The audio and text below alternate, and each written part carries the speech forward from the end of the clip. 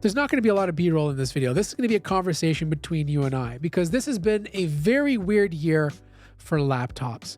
All the chip manufacturers are completely redesigning their architectures to become more efficient while maintaining performance. You have Qualcomm, who's now on the market, finally competitive, releasing these amazing ARM CPUs that offer such exceptional battery life. In fact, they're so exceptional that people are not buying these Snapdragon laptops because of AI. They're buying it because of the battery life. Windows users finally have an option to get all-day battery life and really great idle time. Like, this is something they didn't have before.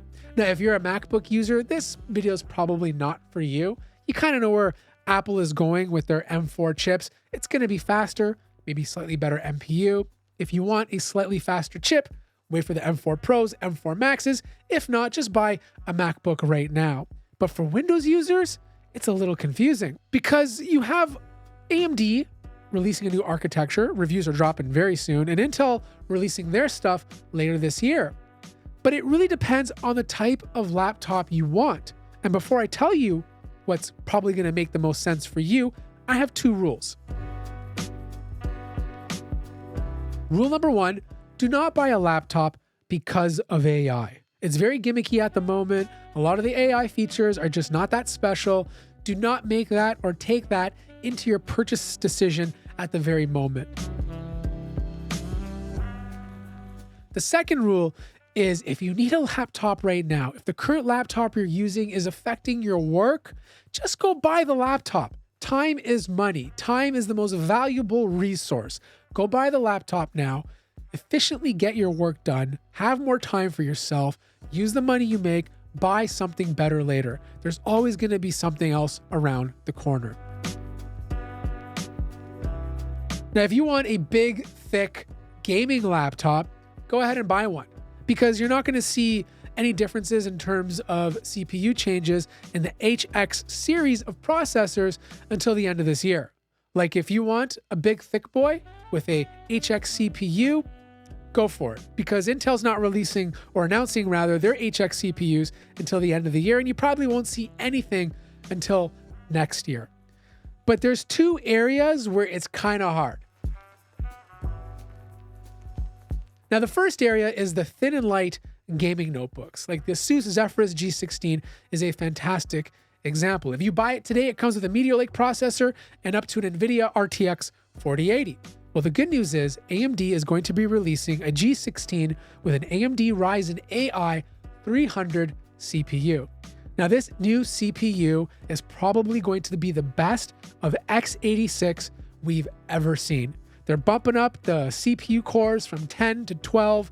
The AMD Radeon RDNA is going from 12 to 16 compute units. So the integrated GPU is going to be significantly faster.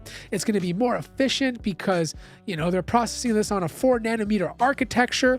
It's going to be a very good x86 processor. And if you wanted the G16, this could be the one to get. But if you're looking at thin and light notebooks, like something comparable to a Dell XPS 13 or a MacBook Air, the most efficient right now are the Snapdragon stuff. But you have to be living in an ARM world. Like, if you're living in the ARM browser, you're using ARM-based apps, battery life will be good. It will feel very snappy.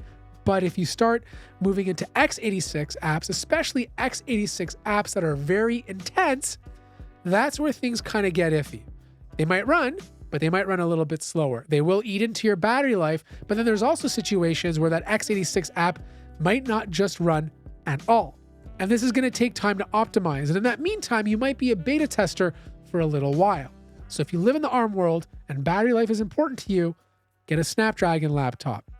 But if you kind of need the best of both worlds, I personally think Intel's Lunar Lake is going to be the real champ.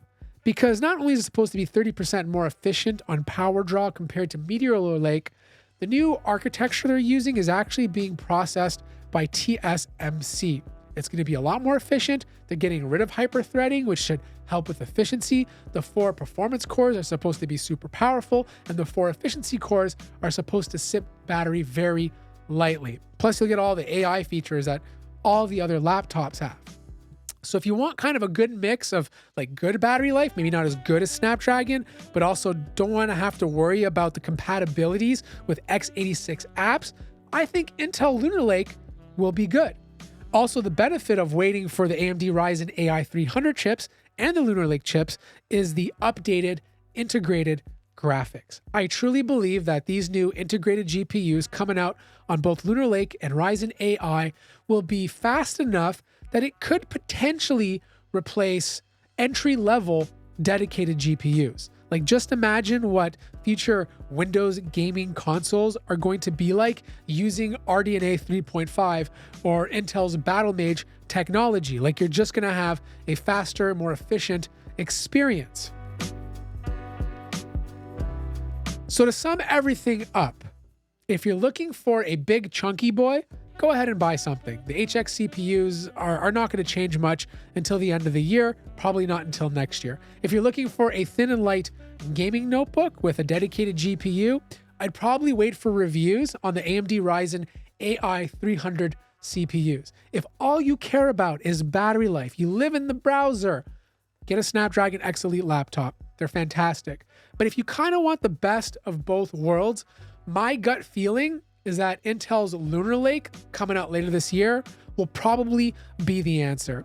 I hope this kind of paints a better picture for you guys. Obviously, we won't know 100% until I review all of these things.